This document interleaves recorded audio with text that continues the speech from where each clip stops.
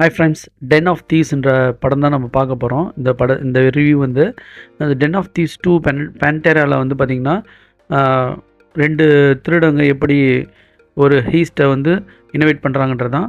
இது 2008 வந்து Den of தீவ்ஸோட செகண்ட் பார்ட்டு. ஜெரால்ட் பட்லரும் ஓஷியா ஜாக்சன் வந்து நடிச்சிருக்காங்க. அதே பேர் தான் இதுலேயும். ஸோ இதில் வந்து எப்படி மாறுபடுது கதைன்றதை நம்ம பார்க்கலாம். ஸோ இந்த படத்தை டைரக்ட் பண்ணது வந்து பார்த்திங்கன்னா கிறிஸ்டியன் குடகெஸ்ட். ரைட்டிங் வந்து அவர் தான் பண்ணியிருக்காரு. ஸோ இது பேஸ்ட் ஆன் கேரக்டர் வந்து பார்த்திங்கன்னா கிறிஸ்டியன் குடகெஸ்டோட கேரக்டர் வச்சு தான். ஸோ இதில் ஸ்டாரிங் வந்து முக்கியமான இந்த 2 பேர் தான். ஸோ இந்த படத்தோட கதை வந்து பார்த்திங்கன்னா full and full thriller.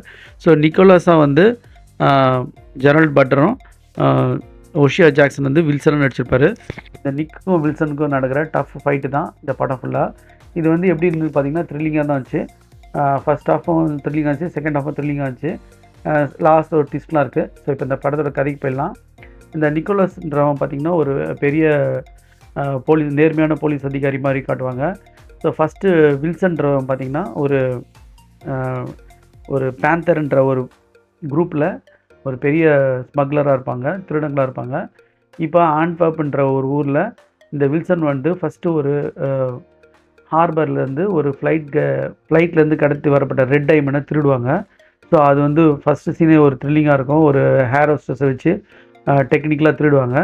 So இப்போ அடுத்தது வந்து பார்த்திங்கன்னா நைஸில் பேந்தர் வந்து அடுத்த பிளான் போடுவாங்க.